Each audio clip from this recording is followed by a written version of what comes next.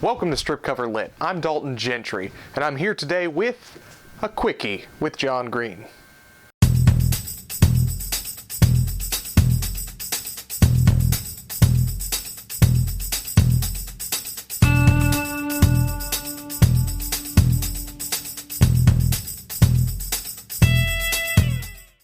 Now you may be wondering what a Quickie is, why isn't Adrian here, why is the set different? Panic not, let me fill you in. Quickie is the brainchild that we just came up with 10 minutes ago. What we're wanting to do is get in quick reviews. We're not going to go into a full literary analysis like we normally do. These are just going to be quick, short reviews. If you're looking for something good to read and you think, hey, maybe this is the route to take. So we're going to be doing these separately. As you may know, we're trying to put up a video a day in the month of June, and hopefully we're going to carry that in through the month of July, etc., etc. So these will be solos. You may get a Quickie with Dalton one week and a Quickie with Adrian one week, and that's just the way we're going to run things with that. And finally, the set is different because this is not at Adrian's apartment. This is my little personal book area place. So that clears up the air. So, my first Quickie is going to be The Fault in Our Stars by John Green. I selected this one because Adrian refuses to read it, and we don't do a lot of YA on this channel, and that's kind of a bad thing on us. So I figured, why not talk a little YA, and we'll do a quick review of this. So, format, The Fault in Our Stars, John Green. This is his 6th book, to my knowledge, published in 2012, whopping 313 pages, but a quick read nonetheless, so nothing you really have to worry about trying to force yourself through. You should fly through this, don't let the page count scare you.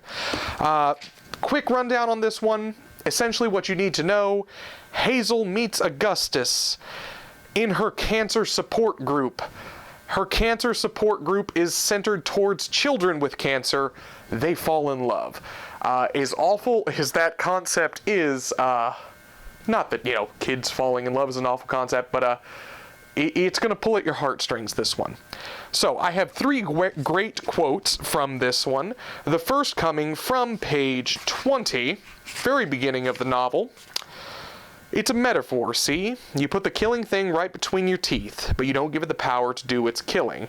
This is, of course, referencing Mr. Augustus Waters, who has the tendency to carry a cigarette in his mouth, but not smoke it. Love it. Absolutely wonderful. Page 260. Some infinities are bigger than other infinities. A writer we used to like taught us that. There are days, many of them, when I resent the size of my unbounded set. I want more numbers than I'm likely to get, and God, I want more numbers for Augustus Waters. And finally, from the very last page of the novel, so if you are not into spoilers, maybe this is the time you pause and skip. You don't get to choose if you get hurt in this world, old man, but you do have some say in who hurts you. That sums up everything about this novel, and I absolutely love it. So those are my 3 great quotes. The next piece to this Quickie format is we are going to attempt to sell this to you with a sentence. You will read this, and it will absolutely destroy you. My sentence is, no one reads this and isn't broken afterwards. Sometimes that is a good thing, however. I mean, not every novel can be just wonderful and happy-go-lucky. You need that punch to the gut every now and then, and that's what Mr. Green's doing in this one for sure. 3 best things about this novel. It is not stereotypical, happy-go-lucky, heavy fantasy YA. Now, I'm probably going to get crucified for that comment, but I personally do not enjoy a lot of YA novels. So this is my opinion. But this one is more palatable for me. I'm a huge fan of Looking for Alaska, also by John Green. And this one runs along the same lines where there is a sense of realism, although a tad far-fetched. It seems more relatable to me as a reader. Reading this at the old age of 26, maybe not so much from the young adult standpoint, but I can understand how it's very captivating to that audience. This is the romance novel that you want. If you're going to go pick up a Harlequin serial romance, you are going to get just smut, and if that's your thing, that's cool. But if you're going to sit down and read a true romance and just get that whole loving feeling, this is the one. Hazel and Augustus, that is your power couple. Finally, for best things in this novel, the character of Isaac, Augustus's friend. Now, if you watched the movie and didn't read the book, shame on you. Isaac doesn't get his true capture in the film version. He is a wonderful character, and it's very important in a very serious, deep, unsettling piece like The Fault in Our Stars that you have a character to present humor.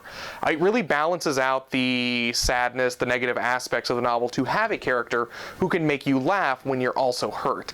Isaac is that guy. Wonderful character, the best absolutely, in my opinion, not just the cookie cutter Augustus Waters character. And yes, I said cookie cutter because he is. Isaac is wonderful. Read the novel for him. 3 worst things. This is not earth-shaking, life-changing writing. From a literary standpoint, it's not crazy in-depth, and it's not gonna just change the way you are as a reader or a writer, but it's enjoyable. It is YA again, and crucify me. It is pop-lit, so it's an enjoyable read, but it's not one that's just going to shake your foundation and make you want to go out and write the next great American novel. It's very heavy-handed with the cancer aspect. I understand that is a big part of this novel, but it is constantly beat over your head. Could have been a little more subtle with that, and I think it would have played off so much more. It's just one of those things you don't need to be reminded of every 5 seconds. You've got it, you understand that is a character flaw, character trait of these characters. I don't need to know about it every other page. There's also a lot of cop-outs in this particular novel, and I'm going to just put it with Hazel. She's a book lover and avid reader, and that is her thing. So if you're looking to sell your book and you want your audience to identify with a character, seems like a bit of a cop-out, Mr. Green. 3 themes in this book to look out for. Death before one's time. That's kind of a dark concept that's played around with in fiction, and especially in this with, again, children developing cancer. It's a horrible thing, absolutely horrible, that some children have to endure such things. And I think the novel is good on that aspect, that they are bringing in character traits that aren't normally done. This was the first battle with children's cancer that I have experienced. I couldn't imagine dealing with that in a true life situation. So my hat off to Mr. Green on that one for bringing those characters into this novel, because, wow, whew, that's heavy. The Starcrossed Lovers. Augustus and Hazel, in a sense, are Starcrossed Lovers. They're very different characters, yet they fall in love and everything works out wonderfully. It's not their families fighting against them, if you're going to the Shakespeare route, but it's their personalities clashing. Hazel's very reserved, whereas Augustus is very outgoing, so you do get that little bit of literary element in that. Finally, the element of sacrifice and what you would do to make someone else's life better, what you would give up to please someone else. That's a very big theme in this, and although a little unrealistic at times, I think it works. It works. I'll give him this one. 3 questions for further discussion. Would this be as impactful if the cancer element wasn't in it? Again, that is a huge element to this piece, but if these were just 2 children, let's say they were afflicted with some other malady, would this be the same piece? Absolutely not, in my opinion. Good question, though. Again, how would this change if we weren't talking about kids? And that's what really puts this into the young adult genre, is these are children. Children associate better with children. I think it would be completely different if we're talking about 2 adults. even if they were thrown into the same situation as these two children. So you do lose a lot along those lines, so I think it is necessary that it falls into the young adult genre and that the characters are of a younger age. And finally, can we accept that this is a completely 100% realistic piece? I'm going to say no. There's a little far-fetched elements sprinkled throughout this.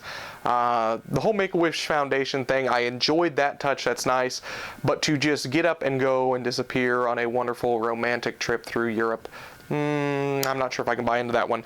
And the character of Van Houten, the crazy novelist, which we all, I assume, aspire to be, I'm not sure if I can believe him as a character. It seems just a little too much for my tastes. Finally, if you enjoyed The Fault in Our Stars, or you are wanting to maybe read something similar to this, these would be my suggestions. First and foremost, go the John Green route. If you're going to read one, read Looking for Alaska. That's my all-time favorite John Green piece. We did a full-on literary review of that, so check that out if you are interested. Second, for my oddball, Odd Thomas by Dean Koontz. Very big stretch here. However, if you want a gut-wrenching, just punch-you-in-the-face romance, the romance between Odd and Stormy is just delightful. Make sure you get through the entirety of that novel to get the full impact of it. And finally, if you are going to go the Starcrossed Lovers, brush off your Shakespeare book and just read Romeo and Juliet.